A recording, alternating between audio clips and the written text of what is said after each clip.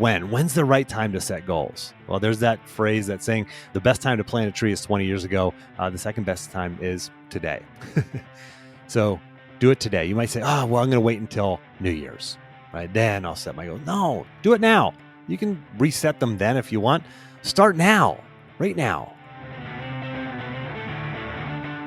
Welcome to another episode of Success Through Failure. This is your host, Jim Harshaw Jr. Today, bringing you a solo episode. We're going to be talking about goal setting. You're like, oh man, like goal setting, like every personal, professional development, life coach, executive coach, performance coach guy on the planet is talking about this. Here's the deal. I'm going to give you a system and a process that actually really works in the real world. And so many people think about this. They have kind of goals that they set and they have a little bit of a process, but it's my job. Like I do this for a living. So I'm going to give you a process that works amazingly for clients. And, they say after doing this, after following this process, they say things like this. They say, I've seen and felt more personal change in myself in the past 10 weeks than any other period in my life. That was from a client of mine, John Lyons. Another one, Eric Albright, he said, I can honestly say it has totally changed the direction of my life. I would pay double what I did to be where I'm at today. These are just some of the things that they say after working with me. This is the goal setting process that I take them through. I'm going to walk you through step by step and answer all of the questions you have, give you a concrete, clear framework so you can start saying things like this as well. And of course, if you want to work with me, you can pay me to do that as well. And you can always just go to jimharshawjr.com/apply if you want me to walk you through how I actually do some of the stuff I'm going to talk to you about today. But let's just dive right into it. I really don't want to give you a whole lot of fluff here. Why is goal setting important? Well, imagine if Nick Saban, he's the head coach of the Alabama Crimson Tide football team, if you don't know. Imagine if he didn't have a goal. Imagine if he just showed up at work every day and he did his job and he went home. It sounds kind of silly, right? We know that his goal is to win the national championship. We know that world-class performers, whether it's in sports or business, entertainment, you name it, we know they have goals. We know that they provide a clarity of action for you, as well as motivation for you to consistently do the hard things required to achieve world-class status. And you might be saying, well, I have goals, but I can't find that discipline to be consistent. I can't stay focused, or I sometimes actually just forget what my goals are and I just kind of drift off target. We're solving all of that today, so don't even sweat it. So if all these world-class performers have these crystal clear goals and a plan to achieve them, why not you? And some of the things that they do, I'll be honest, kind of ridiculous. Some of the things that world-class performers do to track their goals, to follow through on their goals, to know that they're setting their goals properly, they're beyond what most people are willing to do. And I'm going to share with you some of those things. I'm going to share with you things that fit into your life because if you're anything like me, you're busy. I've got a family, wife, 4 kids, 2 mortgages, my house that I live in, and a rental property. I mean, there's a lot going on. So I don't have time to, be writing out every single one of my goals every single day and writing out all these different things and doing all these jumping through hoops. I have to have a simple process for executing and following through on my goals. I'm going to give this to you, the one that works. So we know these world-class performers have these goals and these frameworks. Why not you? It's the same for you in every way. Imagine, I gave you the Nick Saban example. Imagine this. Imagine you dig a hole every day. You dig this deep, big hole in the ground, and it takes you like a year to dig this hole. You show up every day, you grab your shovel, you start digging. Then imagine that when you finally dig the hole deep enough and you're done digging the hole, you learn that you dug it in the wrong spot. That's what you're doing. If you just show up to work every day or just show up in life every day, but you don't have a clear direction to where you're going, you just wake up and you do your own version of digging that hole. Your alarm clock goes off, you wake up, you head off to work, you spend the day with your shovel in hand and you're digging and digging. Then you come home and you're like, man, I was busy all day. I was busy, had a shovel in my hand all day long, 100 shovelfuls an hour, and not even sure where the end of this hole is going to take me. Not even sure if it's in the right place. If you're working every day, you might as well start doing it in the right way, right? Might as well start doing it in the directions and having a target where you want to be, where you want to go. And I think at this point, I've beat you in the head with that enough. You get it. So let's go to the next segment here. And by the way, I have this all scripted out for you. I have a long blog post. If you just go to jimharshawjr.com/action, this whole thing is going to be scripted out step by step, heading by heading in the action plan for this episode. Again, jimharshawjr.com/action. All right. So how to set the right kinds of goals. And by the way, you might be thinking, well, I've got my career goals nailed, or I got my health goals nailed. I'm training for a marathon, or I'm going to lose 20 pounds or whatever it is. What about all the other areas of your life? So this is about all the areas of your life. All right. How to set the right kinds of goals. You're thinking, okay, I've got goals, but what are the right goals for me? Like, how do I figure out what the right goals are? What's that framework? Well, first you have to start out with what's important to you. Like in my personal performance coaching, we start by identifying and crystallizing core values. Like when you discover what your core values are, you stop setting goals based on what's parked in your neighbor's driveway. Stop setting goals based on what you see on social media, setting your goals based on what the mass media tells you that you should want. You actually start setting meaningful, aligned goals. I look back on my life when I was wrestling, when I was competing, and I realized that my goal to be a national champion, which I never achieved. I was an All-American, top 8, but I never achieved my goal. But regardless, I achieved more than I could have otherwise. My goal to be a national champion was something that kept me in line. It was something that was in alignment with what I wanted. With what Jim, not with what my friends who were in fraternities, wasn't in alignment with what they wanted. It wasn't in alignment with what some of my other teammates wanted. It was in alignment with Jim wanted. And so I could do really ridiculously hard things. Like I lost 22 pounds in 2.5 days once. Yes, that is physically possible. Any wrestlers out there or anybody who ever's been in a sport where you have to cut weight, MMA, other sport, boxing, that is actually possible. It's hell, but it's possible. And I did ridiculous things like that because it was in alignment with what I wanted. So you have to choose goals that are in alignment with those core values. Now, here are the different kinds of goals that you should set. Number 1, relationship goals. We always start with this in my coaching program because relationship goals are more important than anything else. If your relationships aren't healthy, forget it. You're not going to be happy. I don't care how much money you have, how healthy you are, whatever it is, relationship goals come first. And listen, all of these are connected. All of these are tied together. Again, in that, if you go to jimharshawjr.com/action, you'll get access to the goals compass. I have something in there called the goals compass. It shows how all of your goals are connected. So let me give you an example of a relationship goal. I will set a date night at least once a month with my wife and plan 2 overnights without the kids this year. That's a relationship goal. Here's the next one. So relationships. Number 2 is self. There's 4 of these. Relationships. Number 2 is self. Self goals are around growth, impact, or fun. GIF. Growth, impact, fun. Again, all this is in the action plan. You just can listen right now. Go back and get your notes that I've taken for you on this in the action plan. But growth, impact, fun. GIF. Right? Growth might be like a new skill set you want to learn, a book you want to read, a course you want to take. Impact might be volunteering or philanthropy. Fun would just be things that you love to do. Like for me, it's like going camping or mountain biking. All right, so here's an example of a self goal. I will plan a weekend canoe trip with my old college buddies to take place this summer. That is a self goal. All right, now here, next one, health goals. So we got relationships, self, health. Health goals, pretty self-explanatory. It could be around health and wellness. It can also be around mental health, like psychological health, mental health, and well-being. And so the goal could be, I will run a marathon this fall. It's a good health goal. It's an example of a health goal. All right, next one, last one, 4 is work/wealth goals. Okay, relationships, self, health, and wealth. Wealth also means work. And this is, career goals, things that you want to do in your career or get a promotion, get a raise, starting a business, or saving a certain amount of money or putting a certain amount of money into your kids' college savings plans every month. And or over the course of a year or something like that. So an example would be, I will make $150,000 in base plus commission salary in 2021, or I will start a college savings account for my children and save $5,000 this year. All right, so those are the categories. Those are the categories of goals. Now, there's 2 different kinds of goals. All right, so moving on to kind of the next section here, there are 2 different kinds of goals. There are process goals and outcome goals. And the best way to give you to explain the difference would be this. A process goal would be something like, I will work out 4 times a week. An outcome goal could be, I will lose 20 pounds. Both are correct. Both are fine. Both might get you the same outcome.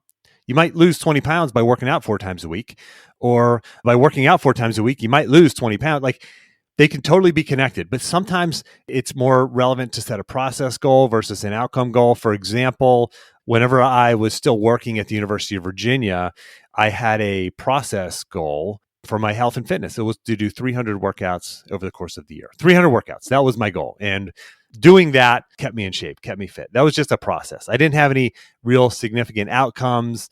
And then I left my job, and I knew always that I wanted to run a marathon. So I set a goal for a marathon. That's an outcome goal. That's a specific thing. Now there are processes that have to go into that. That was specifically the outcome goal. Okay, so process versus outcome. Here's another example. I will average 40 sales calls and 10 in-person visits per week. That's a process goal. Or you could say, I will earn $250,000 in income in 2021.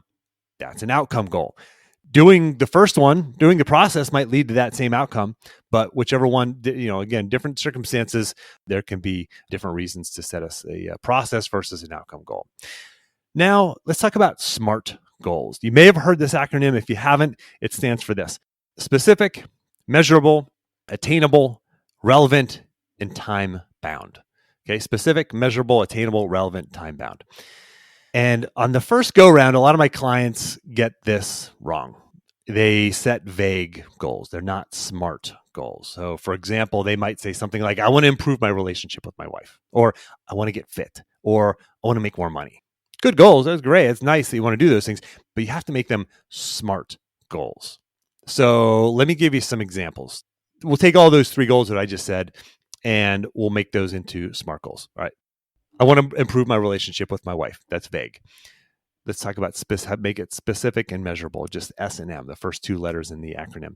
Here's how you do it. I will set a date night each month and plan 2 overnights this year without the kids. Boom. You just turned a vague goal into something specific that will help you improve your relationship with your wife. I want to get fit. That's a vague goal. How about I will lose 20 pounds by Christmas? Right? I will work out 4 times per week. That is a SMART goal. Vague goal. I want to make more money. SMART goal. I will earn $250,000 in 2021. Right? These are specific. And I'm going to talk about the rest of the acronym, the attainable, relevant, time-bound here as well. All right. So that's the S and the M in SMART goals. A, attainable. Okay, let me give you an example of an unattainable goal. If you're a couch potato, you set a goal of, I want to run a marathon in 30 days. Well, that's unattainable. How about I want to run a marathon in 9 months? That's more attainable, something attainable. Next one, relevant. Relevant means attached to your core values. I talked about this already earlier. You have to have core values. You have to have that clarity on what's important to you. And what I actually have my clients do is connect one or more of their values to each of their goals. So these goals aren't dictated by just something you heard somebody else said might be a good idea, or some goal that you feel like you quote unquote should have. They then become aligned goals that are relevant to you, not relevant to what's parked in your neighbor's driveway or what you see on social media, etc. All right, last, time-bound. Time-bound or timely, depending on how where you see this. But again, I didn't make up SMART goals. I'm not that smart, but I didn't make this up. If you Google it, you'll find it. I don't know who actually invented this acronym, but it's been tossed about for years, and I just love this. So anyway, timely means having a deadline. If your goal doesn't have a deadline, then you'll get to it someday, maybe. Make a deadline, even if it's like an arbitrary deadline. I want to lose 20 pounds, I don't know, by Christmas, you could say. And that's kind of an arbitrary date, but pick a date, pick a time, pick a deadline. And if your deadline's like next week, that's not a goal. That's maybe a habit, or that could just be like a task that you do.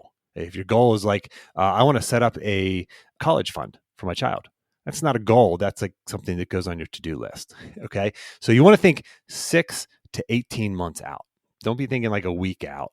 If it's a habit that you want to get into, like I want to work out 4 times a week, my goal is to do that next week. Well, you can start doing that next week, but set a deadline. I want to work out 4 times a week every single week between now and December 31st. That's a goal. So December 31st, you look back and you go, oh, did I achieve this or did I not achieve it? No, this week I worked out 3 times, but I made it up. And that next week I worked out 5 times. So on average, I worked out 4 times a week. That is how you make a deadline for a goal. Again, 6 to 18 months out. Anything shorter than that, consider putting that on your to-do list. 3 months out, you might have maybe relevant to set a goal, but really anything, that you can just accomplish in the next couple of weeks or month, that's just something to put on your to-do list.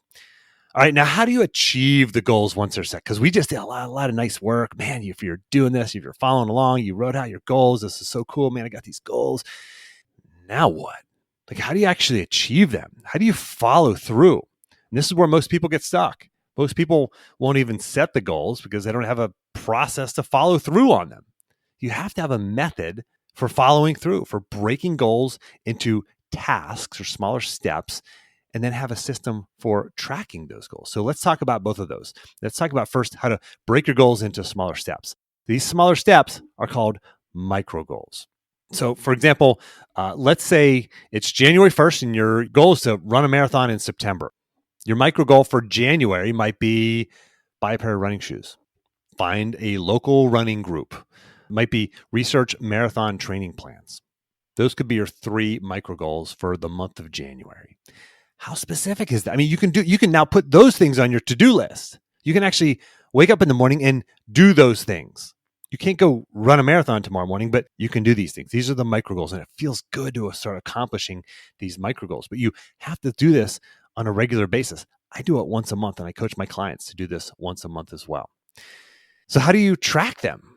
There are different ways to track them. You can track them in Excel or Google spreadsheets. You can track them on a Word doc.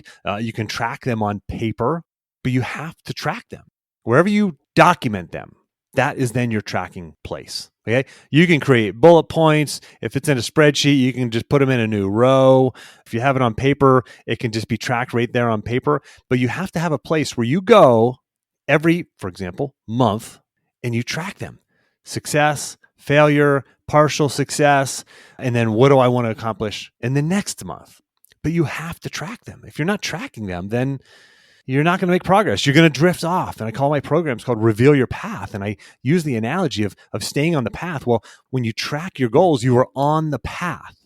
But if you're not tracking your goals, you will drift off of the path. And you'll be wondering, why can't I stick to my goals? What's wrong with me? Maybe is it something wrong with me that I can't follow through on my goals? Something wrong with me that I can't be consistent? No, it's because you don't have the plan. You don't have the process, the framework. So have a methodology for tracking. You can use anything that I just said there. It doesn't have to be extravagant. It can be on paper, it can be on a spreadsheet, a Word document. It doesn't matter. But how many goals should you have? I gave you 4 categories. How many total goals should you have? Well, what I coach my clients to do is have no more than 2 per category, no less than 1. So 1 or 2 per each of those categories. So that's between 4 and 8 goals. Usually I find 5 to 7 works best. A lot of the categories you'll have 2 goals in those. 8 is kind of on the heavy side. 4 is on the light side. I mean, depending on the research you read, it's somewhere between 3 and 10 goals. And 5 to 7, which I found just through experience, tends to work best. Anything more than that gets a little unwieldy, hard to track, hard to follow, hard to remember. Anything less than that, you're still feeling like there's a void there, like you want to achieve something else, or you're not finding the balance that you want in your goals. And a lot of people ask, well, how do you achieve like multiple goals at once? How do you actually work on multiple goals at once? Well, for me, I look back when I was wrestling, and I really only had one major goal in my life. I had a single-minded focus, right or wrong.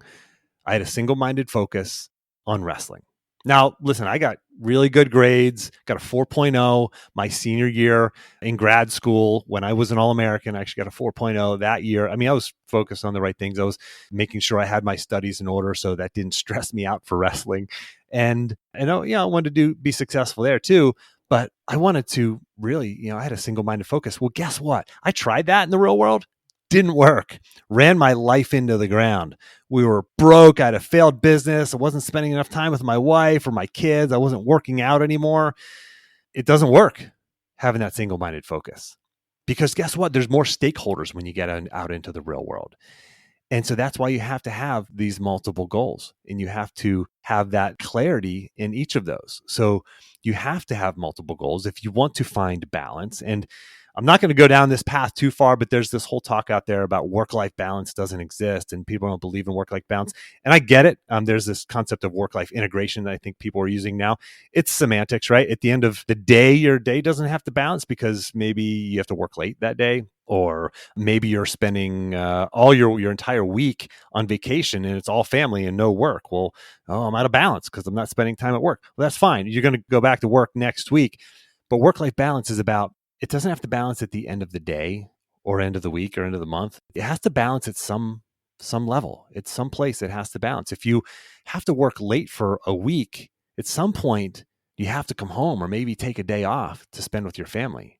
If you skip your workouts for a week because something comes up, you have a family member in the hospital, you start feeling out of balance. Well, maybe you got to wake up a little earlier the next day and just go for a run, get a little workout in. You'll feel yourself go back into balance. When I think of work-life integration, I think of my kids sitting on my lap while I'm typing on my computer and typing up a blog post. that doesn't work for me. But anyway, whatever you call it, work-life balance, work-life integration, it's about having multiple goals in your life and documenting multiple goals in your life and then tracking them. What about obstacles? Yeah, Jim, I set these goals, but man, I run into these obstacles. Oh, welcome to the world. Welcome to the club. You listen to my episodes on my podcast, these amazing high achievers, their lives are riddled with obstacles. That's just part of it. So first of all, that helps. Just understanding that that's normal helps, because when you trip over your own feet, when you screw up or you run into some outside obstacles, you go, oh yeah, this is what Jim was talking about. Oh yeah, I planned for this. So there's a document, a goal setting template. Actually, if you go to the action plan, download the action plan for this, jimharshawjr.com/action. There's also a goal setting template in the link that you'll receive via email from me. And that template, one of the things it asks you to do is to identify obstacles. What are the potential obstacles? You're not going to be able to identify them all. But when I work with young athletes and setting goals, it's like I ask them that. So what could happen this season for you? Well, I could get injured. Okay. What else could happen and go wrong? Well, I could have like a huge project at school. Could really stress me out. Okay. That's going to be an obstacle. What else? I could break up with my girlfriend, or my girlfriend could break up with me, or boyfriend, or whatever it might be. Yeah. Okay. These are things that could happen. These are obstacles. When you start identifying these, when those things come up, or something else that you don't even plan for, you can't even imagine comes up, you go, oh, okay, this is that thing. We already had this conversation that these obstacles might arise, that will arise, I should say. So go back and listen to some of the episodes. Listen to my episode with Tim Ferriss. Listen to my episode with Tony Horton, P90X. I mean, these guys, they've had incredible failures and struggles and setbacks in their lives that the normal person would go, oh, I guess I'm just not good enough, or not smart enough, or not capable enough. No, it just means that you're on the path. All right, next. Okay, so you set all these goals, you have a plan, you create goals that are aligned with what you value, you have a tracking system, and you understand that obstacles are going to be part of your path. Okay, here I go, setting off on my own, by myself. No, most people get to this point, they figure they have to go it alone. They say it's up to them. The quote, if it is to be, it is up to me, the saying goes, right? If it is to be, it's up to me. No, bullcrap. If it is to be, well, it's up to me to go find people to help me along the path. And maybe I can help them along their path as well. Maybe there are groups or people who are out there. If it is to be, it's up to you to go find them, to learn from them, to ask them questions, to learn from their failures. If your goal is to figure out how to give a TEDx talk, then identify people who have done it. Ask them how they did it. Or sign up for Toastmasters and become a better public speaker. These are groups and individuals who can help you. You want to run a marathon? Go find a running partner. You can also talk to the local running expert who works at your local running shop. By the way, both of those are real world examples of how I gave a TED talk and how I ran a marathon. These are people that I incorporated into my plan. So who are the individuals or groups that can help you achieve your goals? And so these are real world strategies and tactics that you can use. Now, you might have some other questions about this. You might say, okay, when's the right time to set goals? Well, there's that phrase that's saying the best time to plant a tree is 20 years ago. The second best time is today. So do it today. You might say, well, I'm going to wait until New Year's, right? Then I'll set my goals. No, do it now. You can reset them then if you want. Start now, right now, tomorrow, like today, like after this podcast is over. Go block off an hour of your calendar, download the action plan for this, and go step by step through this, and download the goal setting template and go step by step and do this. You might be saying, okay, well, how do I set my goals at work? I don't really know. I've got my boss has goals for me and I have goals. Well, figure out who the stakeholders are. Your boss has goals and metrics. Okay. What are those? The company, the organization has goals and metrics. What are those? I have goals and metrics in my own career that I want to achieve. What are those? Figure out what those are and incorporate them into your goals. If maybe you're a manager or you want to work on setting goals with somebody who's either a young employee or maybe even your children, well, start small. Keep it simple, stupid, right? KISS method. Keep it simple, keep it winnable, set realistic goals that are relatively easily achievable at first and keep them even shorter. Instead of the 6 to 18 months out, err on the side of the shorter, 3 to 6 months out goals, right? So you can keep those a little bit shorter with a novice goal setter. All right, so now what? What next? What next is take action. Don't just let this roll into the next podcast episode. Take action. Figure out what's next for you and take action. And what's next is sitting down and putting this into practice for yourself. You can download the action plan, again, jimharshawjr.com/action, or you can sign up for a free coaching call with me. I offer these on a limited basis, one-time limited basis. If you want to grab a 30-minute time slot on my calendar, go to jimharshawjr.com/apply, and we can set up a time for us to have a conversation. Now, I know that there's somebody out there in your world who needs to hear this. Who do you know that needs to hear this message? Think about that person, whoever it is, send them the link or tell them or text them the link or send it on Facebook message or whatever it is. Say, hey, you've got to check out this episode, jimharshawjr.com/269. Episode 269 of the Success Through Failure podcast. If you got a lot of value out of this, give it a tweet, give it a like, give it a comment on Facebook or whatever platform you see me on. Whenever you like something or make a comment on something, it helps that platform say, oh, this must be relevant. I'm going to show this to more people. So that really helps. Also, a rating and review on iTunes. That is super helpful as well. That's it for me. As always, take the time to get clear on your goals and embrace failure as a stepping stone on your path to success.